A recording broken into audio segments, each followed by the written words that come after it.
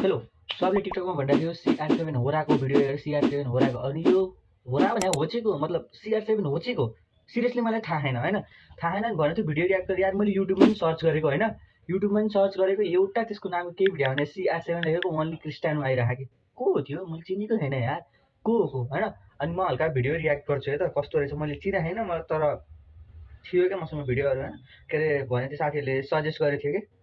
hair video भनेर मैले कस्तो चाहिँ भिडियो रहेछ को चाहिँ रहेछ त्यो CR7 अनि कहाँ टाइम न बिचमा किन छिरेछ अनि बिचमा चाहिँ किन छिर्नु पर्यो के फेरि सिरियसली यार दुईजनाको चलेछ भ्याइला झन् किन बनाउन कोसिस गर्छ नि यो हो चाहिँ को फेरि अहिले there is this young kid जुन भाइ चाहिँ युट्युबर्सको लिटरली घरमै गइरहेछ त्यो भाइ टुबी गेमरको घर जाँदा चाहिँ टुबी गेमरले रेस्पोन्स नगरेपछि भेट्न नआएपछि त्यो भाइले he is talking a lot of shit about to be gamer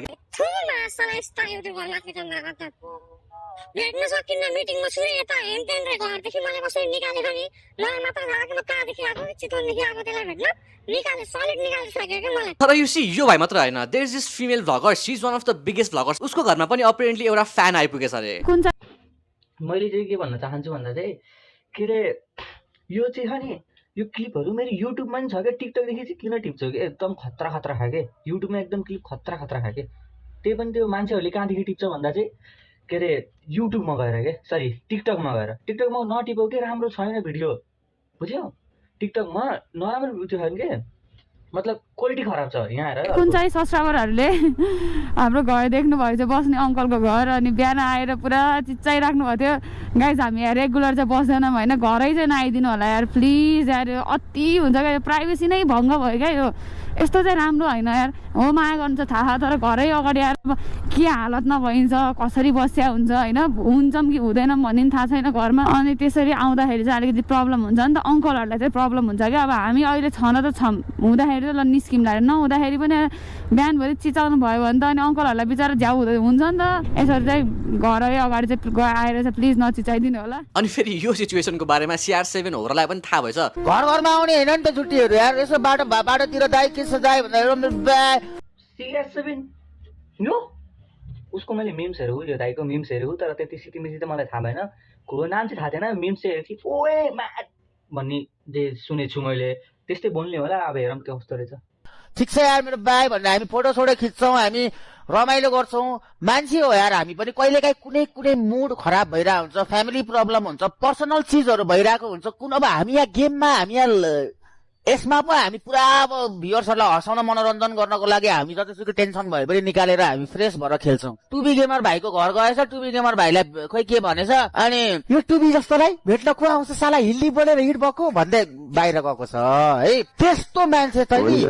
मेरोमा आएर आयो भने यहाँसम्म तेरो पहिला गेटमा यसरी माथि सार्छु बना भिडियो मुजी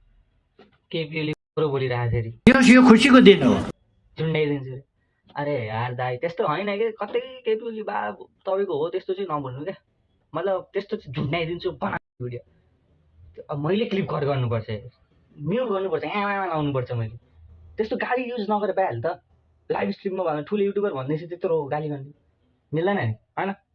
मैले पनि सिटीमा त्यस्तो गाली गराएन मैले घरमा हुँदा हुँदा भेट्न नआएको लास्टमा मैले भनेको आफूलाई हुन्छ नि यार झुन्डाइदिन्छु अनि चाहिँ फेरि झारिदिन्छु तल कसम भनेको म त सिधै हो फेरि अनि गएर मुजी टिकटकमा रुने सुने काम गर्दा नि फरक परेन हान्छन् 15-20 जना हेटर्सले गाली हान्छन् बुझ्नेले मलाई चिनेका छँदैछन् नबुझ्नेलाई फरक परेन होइन भेटिन्छ भ्युअर्सहरूको मायाले हामी यहाँसम्म छौँ भ्युअर्सहरूको सपोर्टले हामी यहाँसम्म छौँ त्यो बुझ्छौँ तर एउटा पर्सनल स्पेस पनि त मान्छेलाई चाहिन्छ नि त केटा हो घर घरमा म कसम यो भिडियो हेर्दा यस्तो बोर भइरहेको नि कसम बोर भइरहेको ठुलो युट्युबर बोल्ने सिरियसली भ्याउनुलाई कन्ट्रोभर्सी बिचमा टाङ उडाउनु जरुरी छ जे रियालिटी मैले देखाएँ त्यो मान्छे घरमा थियो भेट्न गएन ल मसँग मात्र नभेट्या होला होइन कोहीसँग भेट्या छैन कि होइन कोहीसँग भेट्या छैन हुन्छ नि यार एउटा कुरा गर्छन् यार जाने अनि उयो गर्ने अनि मुझे बिस्किँदै फेरि उयो गरिदिने त्यो त नराम्रो काम हो नि त यार केटा हो मैले सपोर्ट कसैलाई गरेको होइन तर त्यो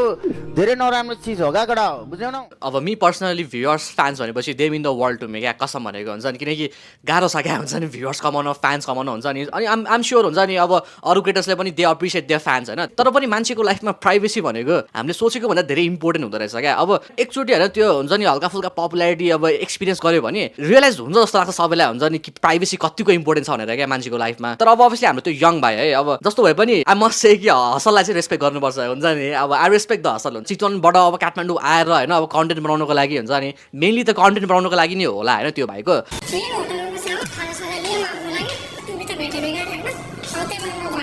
त्यो भाइको एजमा अब I was smoking weed chasing girls होइन हल्लिन्थ्यो हिँड्थ्यो हुन्छ नि केटाहरूसँग हिँड्थ्यो हुन्छ तर ब्रदर म यो अरू केटाहरू जस्तो छैन कि यार केटीको पछाडि हल्ली चल्ली हिँड्ने होइन म त एकदम नर्मल टाइप केटा हो कि मतलब थाहा मलाई यो दुनियाँको थियो कि